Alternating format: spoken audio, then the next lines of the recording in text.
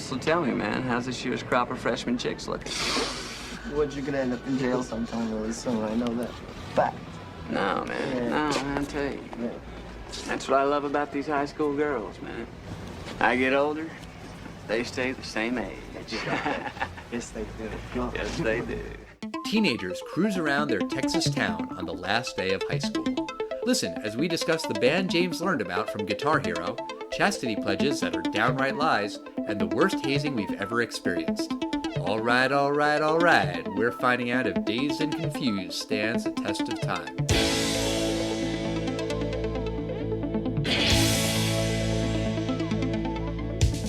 Test of time, James and Alan have their say. Do the movies you love still hold up today? James says gladiator with a glut.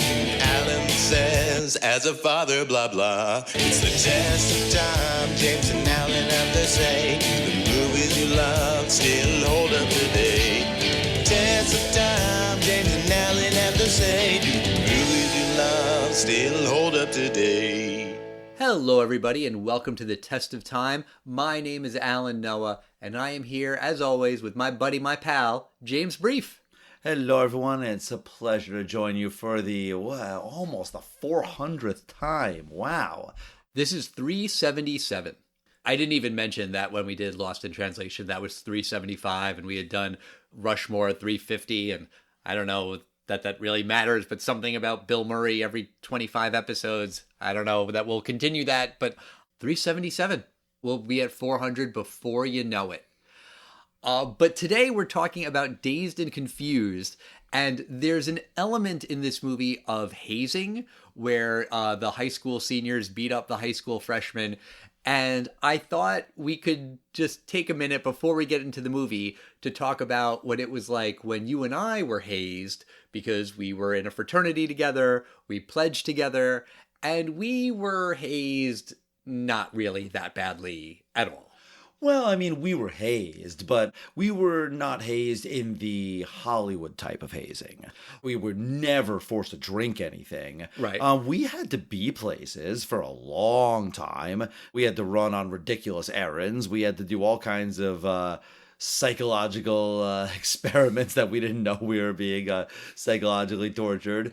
But torture. Not torture. I mean, it really wasn't bad. If you had to quit our fraternity, it was probably because of like time commitment or something. It wasn't too bad. No, it really, really wasn't. And every now and again, the kids will say something like, "Oh, what was the worst thing that ever happened?" And my answer is always the same. I'm curious what you think was the worst thing that ever happened to you. But the one thing that I always remember is there was some stupid event where we had to like eat gross stuff. And the two gross things that I remember eating was just eating a raw onion, like taking a bite out of it like an apple, which is gross, but, not poison, not the worst thing, you could ever eat. And I think they call them bouillon cubes, like those like little concentrated things like for soup or whatever. Bouillon cubes. I mean, of course, me pronouncing it correctly. Oh, okay. I always pronounced it bouillon cubes. Fine, whatever. I remember I had to eat one of those, and it was like the saltiest, most disgusting thing I ever ate, but I was fine. Like, my point is, that was the worst thing that ever happened to me. That wasn't so bad. Yeah, I mean, it was more annoying. Like, some of the seniors would bring you over to their place, and you had to clean it up. Or one jerk, this alumnus, he came and he was like, "I want a bowl of Fruity Pebbles, but I don't want any purple ones," or, whatever color it was, and no green ones in there, so I had to literally sit through. It really takes you, like, an hour and a half to do that, to get a bowl of it. And then the second he does, he like pours it out and is like, "Nah, I don't want any Fruity Pebbles anymore." And that's probably smart because we had like touched every pebble in that bowl. Wait, did we do that together? I remember doing that in my dorm room. Or did he ask us to do that like separately? No, I think we did it maybe together. We might have done it in a dorm room. Yeah. And we had to separate it there. We were sorting it on my dorm room floor, which was disgusting. I remember us being so mad at it, like not caring that we were probably getting some hairs in it and stuff. Yeah. And being like, I remember thinking like, we're going to get the last laugh because he's going to have to eat it. And then realizing later, like, of course, you idiot. He wasn't going to eat this. Right. The goal of pledging, in my opinion, was to bring the pledge class together. And I think it did a fantastic job in it. We had a very small pledge class. We started out as 10 people. We wound up with 8, but 4 of us are still very close today. We talk all the time and go away together still to this day. Pledging, I really liked it because it wasn't that bad. I think of my worst hazing, honestly, as probably more internship and residency. And sure. Even like medical school, like going in, the second years kind of haze the first years. And then not hazing, but there's like organized things that everyone would do to each other. Like an organized like roasting night that the second years do the first years. And then at the end of the year, the first years will do back to second years because they're not the rookies anymore. But nothing like in this film and nothing like you see on TV. One thing our fraternity never, ever had us do, which I was appreciative of, is public humiliation. There would be private embarrassments, definitely. But you kind of had the sense of like, how embarrassing is this? Because everyone here has done it. All right, so let me ask you one thing, because in Dazed and Confused, there's a lot of paddling. They whack each other on the ass with these wooden paddles. We had paddles. Like, we had to like make the wooden paddle and decorate the wooden paddle. Did we get hit with the wooden paddle like once or not at all? I really don't remember. Our entire lineage would paddle us, and Okay. which meant your big brother, your big brother, meaning your big brother's big brother, and if that person was still there, it could be your big, or whoever happened to be in the fraternity at that time. And it was completely up to the brothers about how hard they would hit you. My brother and big brother, they didn't hit me. I mean, they did hit me, but it wasn't anything bad. It was really kind of like, it was something funny. It really reminded me of what Jason London's character does in this film. He wound up and is like, all right, don't clench your cheeks. It's going to hurt more. And then, wound up like everyone's cheering like a big baseball bat, the guy that swings a few times before he does it. And then he tapped me on the butt. Okay. But there were definitely some guys that got a hit, but they only got one hit. There was certainly no one that wasn't walking, because our fraternity, I mean, there were some jerks in there, but there were no sadists in our fraternity. Well, that's why I bring it up, because maybe I got like one super light slap or like one that was like maybe medium. But yeah, I genuinely don't think I was paddled more than twice and it didn't hurt and it was fine. And like watching this movie where these kids just get the shit pummeled out of them, just hit again and again and again with these wooden boards, I was like, fuck, like who would agree to that? And I think that's a theme of the movie. We'll get into it, but I wanted you to sort of tell me if I was remembering that right, because I really don't remember being paddled in a severe way. I will say that there was one of our pledge brothers that was paddled harder, and it was like, dude, why is he doing that? Like, it didn't fit the theme of it. I think people were more like, oh, that guy got it worse, but he didn't get it that bad. But there was 1 or 2 people that were like, dude, don't you see like 6 out of the 8 of us, like everyone's kind of like paddling relatively light, guys. It wasn't nothing, but it would really, they weren't trying to hurt us. But one person did, I do remember, more of a smack. Almost like, did he mean to hit him that hard? Like, there was a loud smack at some point. Right. I could see that happening accidentally. But also, we didn't have fraternities and sororities in high schools. I know that is a thing that some high schools do have. Right. But let's talk about this film, 1993's Dazed and Confused, which takes place in 1976. This film takes place on a single day, the last day of school, and it follows several teenagers as they drive around their Texas town looking for fun. There's Pink, a star football player. He refuses to sign a pledge that says that he won't drink or use drugs all year. There's Mitch, a freshman. He gets a severe beating, like we just talked about, from a senior, but then he's invited to hang out with the cool kids. Cynthia, Tony, and Mike, they are people that are not usually invited to parties. They get to hang out at an impromptu kegger. There's a slacker named Wooderson. He graduated several years ago, but he keeps hitting on the high school girls and hanging out with the high school students. This film features a killer soundtrack of classic 70s tunes and showcases early performance from future stars like Matthew McConaughey and Ben Affleck. Right. And so this movie's sort of become like a cult hit over the years, but it wasn't like a box office smash when it came out 30 years ago, right? No, Richard Linklater, he really hasn't had smash hits. I mean, he had School of Rock, and I'm pretty sure the Before trilogy made money. Otherwise, they wouldn't have kept making them. Right. He's not a money-making director. He's consistently making films, and you presume they're kind of making a few million. Put in $4 million to make $8 million. Hell, I would do that if I had $4 million to put into a film. Sure. Boyhood is one of his most famous films, Right. nominated for Best Picture. So, a Richard Linklater film, at this point at least, it has a stamp of approval. I will assume that's going to be good. Every film I've seen by him has been very good. Right, but it wasn't like a disaster of a flop either. No, this film came out on September 24th, 1993. I remember when this film came out. It totally wasn't, for us. I mean, this film came out right when we started high school. The film apparently had a $7 million budget. It made around that much, like maybe $8 million bucks, some things I'm seeing. This was a small film, like it then made $8 million bucks, and we're talking about it 30 years later. So, yeah. This film probably sold a lot of DVDs. Like 10 years later, if you were a producer or an investor on this film, you probably did very well for yourself in the end. It's funny you mentioned DVD. When I was like gonna watch the movie for the podcast, I was like, oh, I own Dazed and Confused on DVD. And I was wrong. I don't own Dazed and Confused on DVD. I thought I did because I do own... Hold on, I'm going to get them. Where'd I put them? Oh, here you go. I own both CDs, both of the soundtracks. There's Dazed and Confused and even more Dazed and Confused. I bought these CDs, I'm guessing 20 some odd years ago.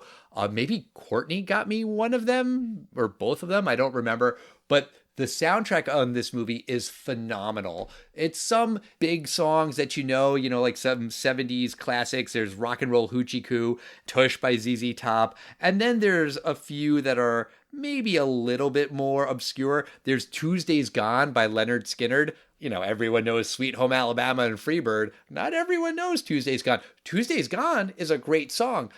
And I saw today that apparently 1/6 of this movie's budget was spent on getting music rights.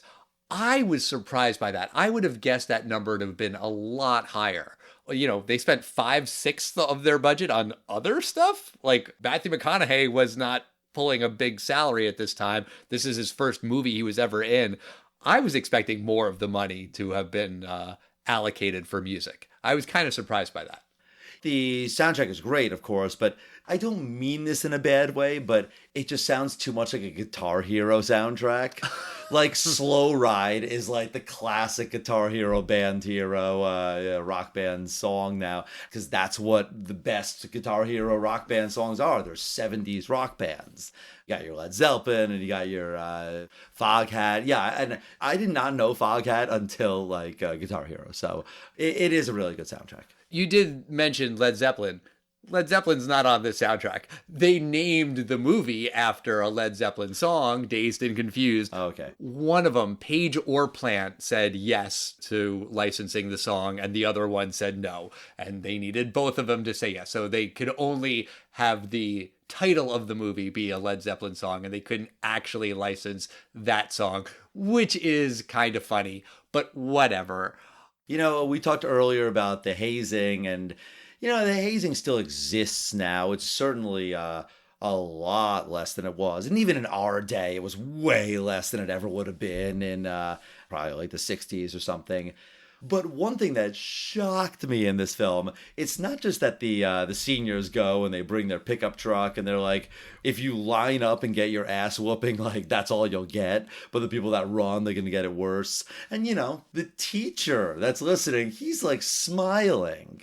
And Mitch, the one who's singled out and he's going to get the worst ass kicking of all, he's like, sir, it's like the last day of school. Could we please just leave a minute early? And his response, this is 1976. This guy presumably was in Vietnam, 5 years earlier. He goes, when I was in Vietnam, Sarge would tell us, 50 of you boys are going out and 25 of you ain't coming back.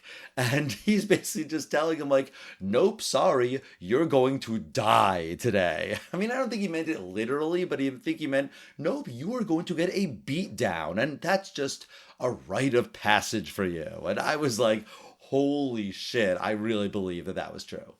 I'm not sure how accurate it is. Maybe. I mean, I have no reason to doubt Richard Linklater, and you know, this movie was based on his experiences, but the approval of all of this. I mean, the Adam Goldberg character, he calls it out. He's like, this is happening in the school parking lot.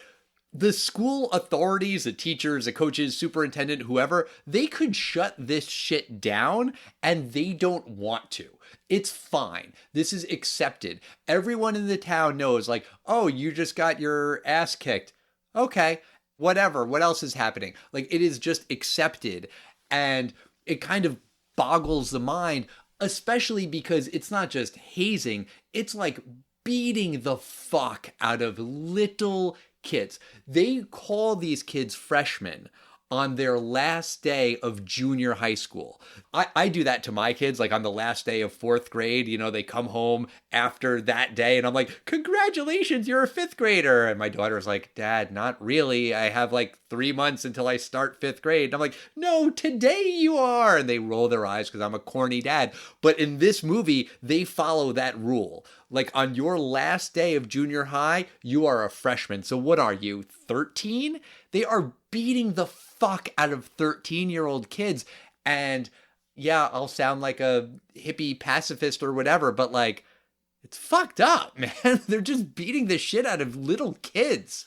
Yeah, I mean, the beating the shit out of it is, I mean, paddling is pretty bad. Oh, yeah. I remember when we were teenagers, around this time, there was some story of an American backpacker in Singapore that I think he did something, maybe spit out gum or something that you shouldn't be doing. Spray painted is something you're not supposed to do in a foreign country. And he got, I think it's called caned. Yeah. And it's basically being paddled. It's real bad. And there's a scene when Mitch is like, he's clinging to a chain link fence and getting caned and beaten. And like, I was a little disturbed by how sadistic like some of these guys were. Well, yeah. And the nice guys are like, yeah, you'll get hit a couple times. And they're not like O'Banion, the Ben Affleck character, who's just really intent on really, really hurting him. But even like the nice seniors, they go a little easier on him, but they still beat the kids.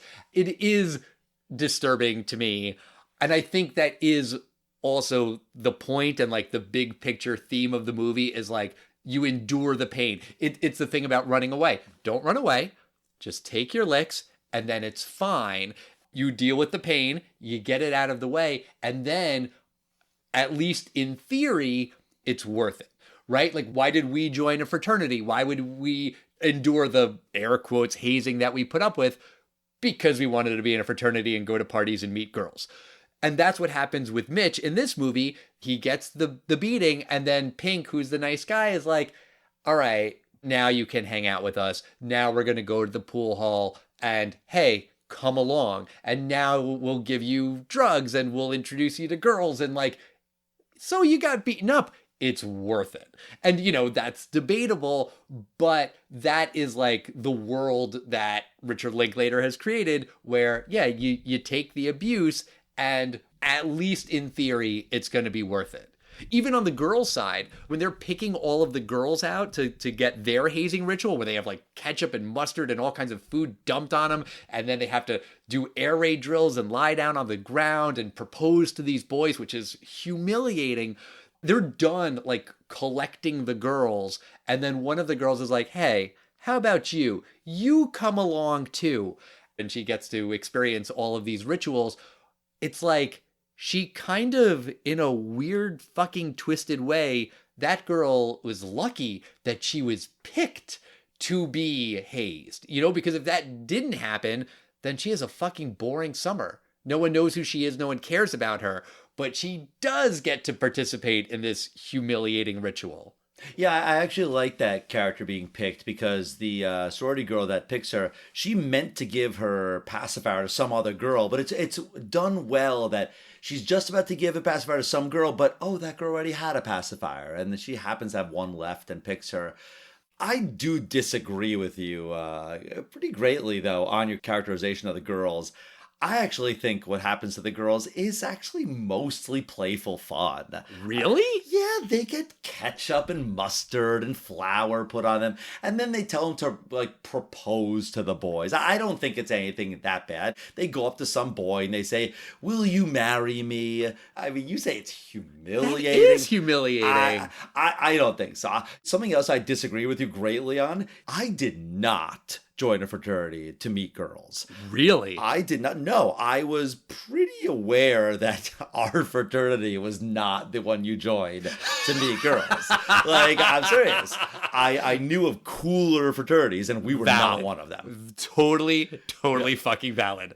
I joined the fraternity to, like, honestly, for, like, the friends, and like it's like any social club, and for fun stories. And I have a picture of us at Hell Week, and we are covered in eggs, raw eggs, and they put it on us, and it's so much fun. Even at the time, I liked it. There's a picture of you covered in eggs that I have.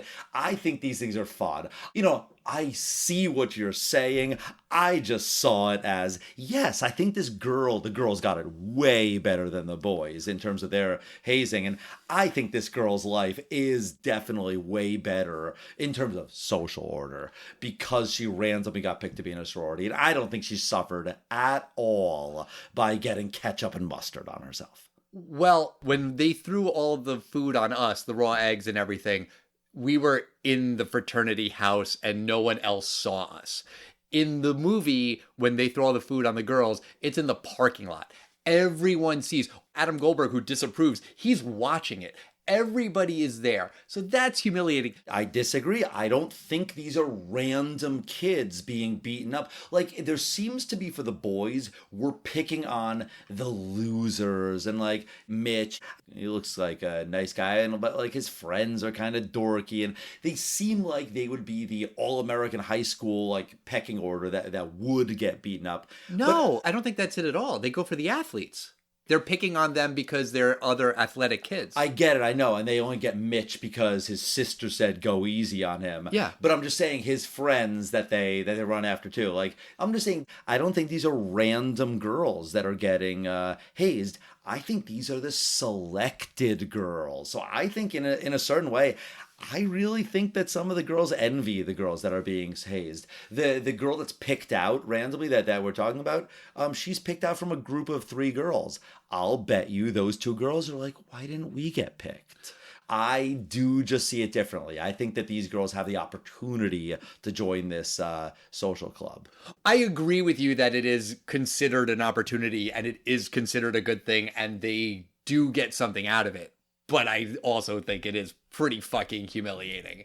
It even comes back later on when they're at that party in the forest by the moon tower when, like, the one girl goes over to her and is like, okay, air raid now. And it's Parker Posey, who's the mean hazing girl. And the guy that she's with is like, no, you don't have to do that. I protect you. Like, it's bullshit. It's all fucking bullshit. But this whole world of, like, 1970s Texas, it's not really relatable in, like, sort of a big picture way. And also just, like, I wasn't hazed in high school. Like, yeah, there were bullies, but it wasn't like hazing of, like, we're gonna fuck with you and beat the shit out of you, but then you'll be cool enough to hang out with us. That was not my high school experience at all. I did used to go to a pool hall, so I did appreciate that in this movie they spend a lot of time at a pool hall. That was kind of like our hangout with me and my nerdy friends. We would go and shoot pool, which is a safe thing to do on a Friday night in the suburbs. Oh, we loved it. We used to go on Tuesdays. It was $5 all you could play. Oh, wow. Yeah, ours was called Hollies. What was yours called? I don't fucking remember the name of it. I can picture it. I know exactly where it was on Sunrise Highway in Rockville Center or maybe Baldwin. I don't remember the name of it. I don't think it's there anymore. I assume you guys probably mostly played 8-ball, stripes and solids. Yeah, of course. And then sometimes you play knockout when you have 3 players. You play the 1 through 5, 6 through 10, and then 11 through 15. No, we never played that. Oh, that's a great one. Like when we come home from college, then we would be a little more sophisticated and we'd be like, hey guys, I learned something in college. It's called 9-ball. And oh yeah, I remember that. Then you'd play 9-ball and try to, and like you realize like this isn't nearly as fun as 8-ball, but like you'd be like, oh, 9-ball is great. Right. But there were like some lines in this movie that did catch my ear of like, this is a movie made in the 90s that takes place in the 70s, but some of the shit that they're saying feels perfectly real and relatable now in the 2020s. Like when they're talking about the bicentennial is coming up, the teacher's like, okay, just remember before you go for the summer that the bicentennial is a bunch of white aristocratic slave owners who didn't want to pay their taxes. That's what you're celebrating when you celebrate the bicentennial. Bye, kids. It's just kind of like a funny throwaway line as the kids are leaving the classroom. I was like, I could imagine someone saying that now. I remember that line and I was thinking, oh my God, if like the wrong person hears that, they're going to complain. How dare you say this woke anti-capitalism stuff and you have a socialist teaching our schools. Well, yeah, I mean, this movie takes place, I think, in the outskirts of Austin, Texas. Texas is very conservative. Austin is very liberal. I can believe that someone would say that in a Austin area school in 1976 or today. Also, the name of the school is Lee High School, as in General Lee, which, there are still some of those schools that exist now. I think less of them. Yeah. Also, this being Texas, there's one really kind of scary scene where Ben Affleck's chasing the Mitch's character, and like Mitch escapes in his own home, and he's like, "We're gonna fucking kill you!" And then the mom comes out with a cocked shotgun, right, points it at Affleck, and Ben Affleck doesn't even go like, ma'am, I'm sorry. He's like, okay, ma'am, I'll go away. And the second the mom goes away, you're fucking dead. Like, today in Texas? Yeah. Like, in 2023, I would not play a prank on anybody in the state of Texas. And if you did, and then there was a gun, you would get the fuck out of there and you would leave that kid alone, and that would be the fucking end of it. Oh, absolutely. I totally forgot most of this film. I thought that this film was going to be all about one big kegger at that guy's house. Right. And the whole film is a fake out because the first 20 minutes seem to be like Can't Hardly Wait or any of these American Pie films. Oh, you guys coming to the party? Come to the party. We'll be at the party. And the party is immediately shut down. As a father, I like it too because in a lot of teen movies, the parents are either not in the movie at all or they are just buffoons. What happens in Dazed and Confused is the beer person comes to deliver it early and then he's like, oh, you seem to have the wrong address. And I was kind of expecting the dad to be like, oh, that's weird. All right, we can leave now. But the dad is not a moron, and he's like, okay, so you're clearly planning to throw a party. Well, we're not going on our vacation now, and your party's fucking canceled. I was like, as a father, I like when the fathers in the movie are not fucking morons. Yeah, I do like that. So in the end, there winds up being kind of an impromptu party in kind of a park somewhere, and it seems like a much cooler party than they would have had in the house. Sure. But Adam Goldberg's character, he gets embarrassed by some douche, And the thing is, it's over. It's a little embarrassing for Adam Goldberg's character, but like, who cares? Move on. Here's the thing. Nobody remembers it. I got one of the best pieces of advice ever, which was someone once telling me the amount of time that you spend thinking about this thing that happened to you and you're convinced everyone is thinking about it, nobody's thinking about you, dude. Like, nobody really remembers it unless you're like prompted to think of that story. So Adam Goldberg's character gets embarrassed and pushed around a little bit, but he cannot get over it for the rest of the night. And everyone else is kind of like not even knowing exactly what he's talking about. He's like, oh, that asshole, I gotta get him back. I can't stand it. He winds up confronting the bully wrongly, and it does not go the way he thinks it will go at all. You know, in a lesser film or kind of more of a typical film, this would be his character's comeuppance, and he gets the bully, and the bully learns his lesson and gets humiliated, and the bully's girl goes now to the nerd. And none of that happens. The bully beats the shit out of him. And yeah, Adam Goldberg is humiliated even more, to the point where there's a great line by Joey Lauren Adams. She's like, in like a few years, nobody's going to remember this. Like, right. A few years. Like, dude. So she's basically saying, yeah, senior year, everyone's going to know you're the guy that got beaten up at this party. And it is 100% your fault, because exactly 0% of the people would remember that you were slightly embarrassed at the beginning of this party. Right. His character is like the intellectual guy who's like overthinking everything. And some of the things he says are valid points. He has a really good line about like, he doesn't want everything in his life to be a preamble for something else. That's what high school is. Everyone is telling you, you know, you have to prepare for your future. You have to prepare for this. And he's like, I just want to live now. I really like that line. But yeah, then he makes a stupid decision later and gets his ass kicked. His friend, the redhead girl, did she look familiar to you? Was it Gillian Anderson from the X-Files? No, just because she's a redhead. We recently watched a movie with her twin brother. Linda Hamilton. No. She has a twin sister. Yes. Yeah, you got your twins messed up. That is Giovanni Ribisi's twin sister, Marissa Ribisi. Also, like, we can't talk about this movie without talking about Matthew McConaughey. This is his first movie that he was ever in, and it is, in a way, probably still his most famous role. I mean, maybe, debatably, but like, when people think of Matthew McConaughey, they think, all right. That's the thing about high school girls. You know, I get older, they stay the same age. His production company is named like Keep On Living or like KLN or something. It's based on this movie. Like, this movie made him, basically.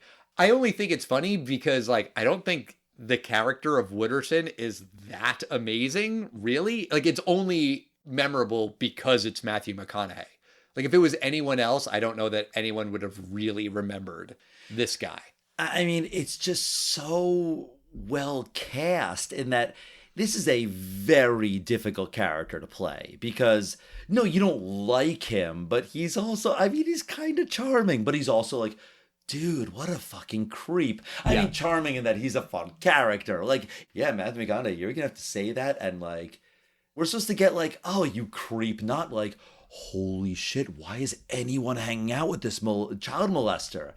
It's such a hard character to pull off, and he pulled it off really well. Yeah. I also completely forgot that Ben Affleck was in this movie. Totally forgot. And he has some quote about this movie that it didn't do him any favors. Like a lot of the other people who were cast in this movie went on to get other roles, and, you know, they were noticed and people liked what they did in Dazed and Confused. He's like, I'm the only character in this movie that is purely unlikable. He gets his comeuppance, like when they drop the paint on him, I'm gonna say halfway-ish through the movie, and then he's gone. Like, he doesn't come back for revenge later. That is it. That character is over and done with. And, like, I can believe that his phone wasn't ringing because of Dazed and Confused. Also, I don't really feel bad for him because he's Ben fucking Affleck and he's had a wonderful career after this movie, so it's fine. But yeah, I completely forgot that he was in this. I'm a fan. I think Ben Affleck's a good actor, good director, fine enough. But I love the fact that before he was famous, every role Ben Affleck is in he is cast as douchebag number 2.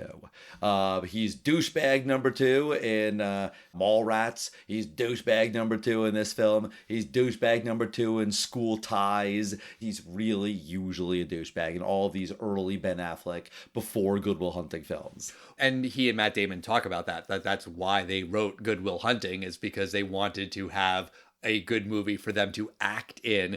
They didn't really care about writing, but they were like, we're not getting these good parts. So they wrote a movie that gave them good parts for themselves.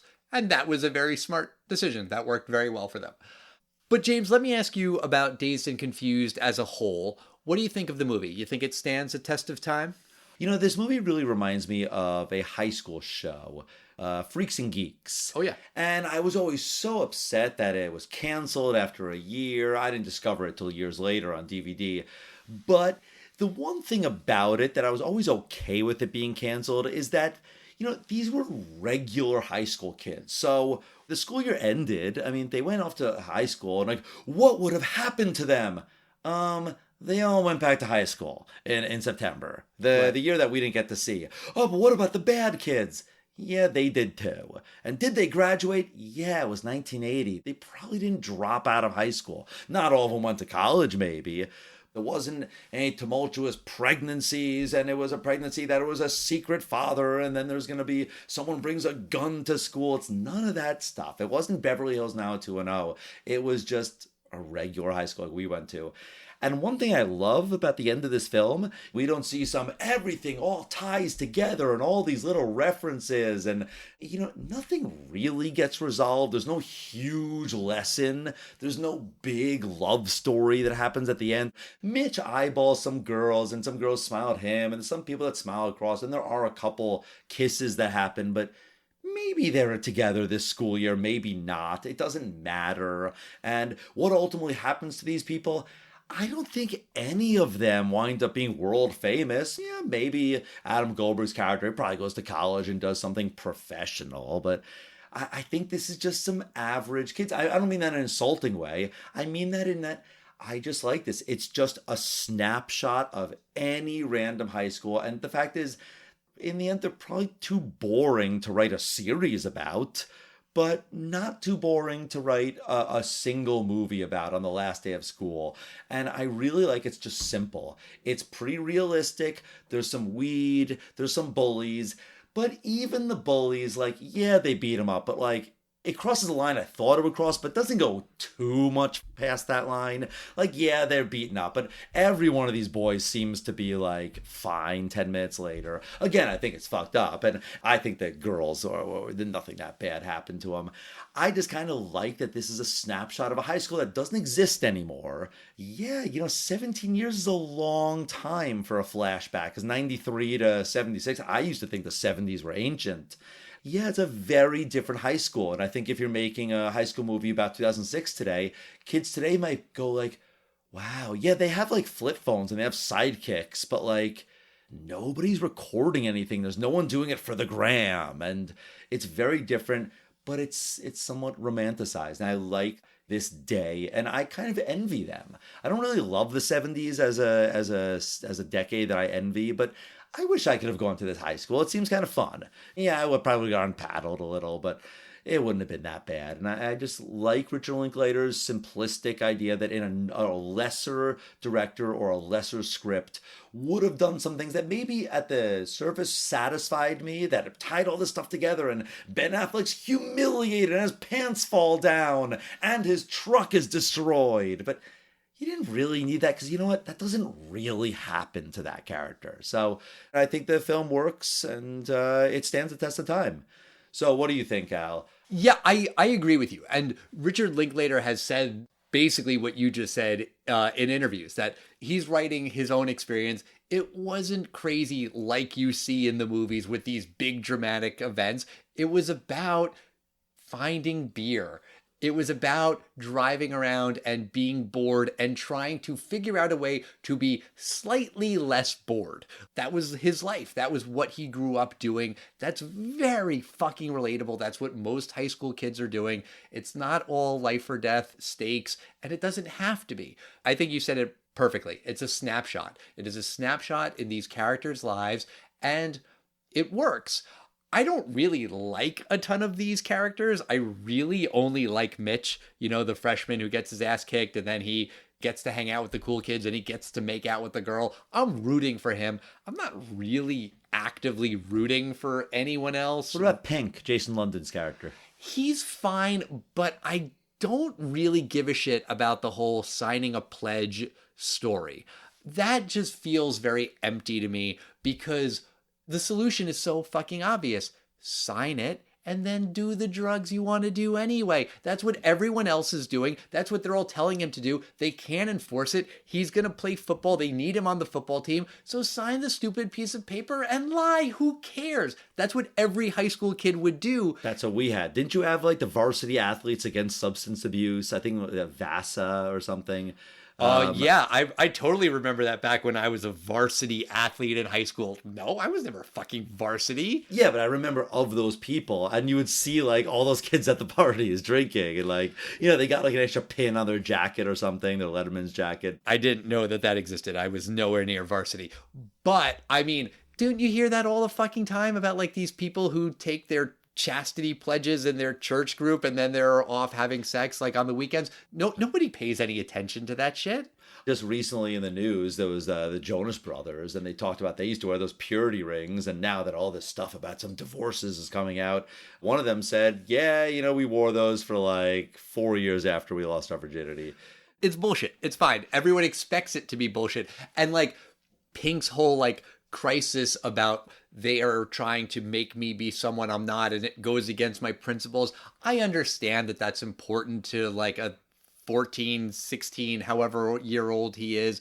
That storyline just didn't really grab me. It didn't really move me or whatever. It's fine. I'm not saying it's bad. I just didn't really connect to it. Because of the hazing, I really didn't like a lot of the characters, even the ones who aren't that bad. If you're still like really excited about paddling a 13-year-old kid just a couple times, that's still pretty fucked up, in my humble opinion. But whatever, it's a different time. Also, the fact that it's a movie that takes place in the 70s and it was made in the 90s, it kind of gives it more of a nostalgia feel. I fucking love the soundtrack. You know, I haven't listened to these discs in a while, but I was listening to the Spotify playlist earlier, and it's just filled with great classic rock songs. And yeah, the movie works. So I'm going to say it does stand the test of time. You know, I've always wanted to see another Richard Linklater film that he says is a spiritual successor to this film. Everybody wants some. Yeah, you know, it's funny you bring that up. I had it in my head that it was like kind of in the vein of Dazed and Confused, but made by like some other random director who is just trying to do a Dazed and Confused kind of movie. And then I saw that it really was Richard Linklater kind of doing the same bit. It got like bad reviews, I think, right? No, I think it got good reviews. It was about college, not high school. So that's why he means spiritual successor. Oh, okay. Sort of like the way that the spiritual successor to Freaks and Geeks is Undeclared, right? Which is when they go from average high school to like Paul Feig or Judd Apatow's college experience. Right. But that's going to do it for us this week. Next week, we are going to be talking about another movie that's having its anniversary. Night at the Roxbury is turning 20, and we are going to be joined by a very special guest, Mark from the Release Date Rewind podcast. Mark said that he had a soft spot for this movie, so I'm really excited to hear what he says about it. Until then, we want to hear from you guys. Tell us your hazing stories. What were you like as a teenager? It doesn't matter when you grew up, if it was the 70s, 80s, 90s, aughts, who cares? Tell us a funny high school story, a funny driving around story, a funny hazing story. You can write to us. We are at Test of Time Pod on Facebook, Twitter, Instagram, Threads, Twitter, X, whatever. And we'll see you next time, everybody. Bye.